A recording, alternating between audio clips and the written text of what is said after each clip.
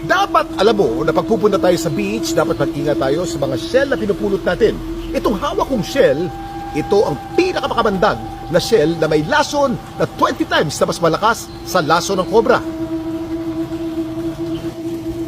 Ang tawag sa shell na to ay Conus geographus o geographic shell. Meron tong sibat na lumalabas dito. At itong sibat na to ay pag tumusok sa iyo, ang laso nito ay talagang mamamatay ka pagkatapos ng 1 oras hanggang 5 oras lamang. Sabi nila, ang Conus geographus ang most venomous animal in the world.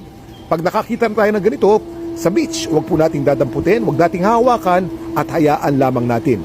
Conus geographus. Ang tawag din ng marami rito ay cigarette shell. Dahil sabi noon sa Europa, pag ito daw ay tumusok sa iyo, pagkatapos ng isang sigarilyo, patay ka na. Ito'y nakikita sa mga Indo-Pacific region at marami po nito sa Pilipinas. Kaya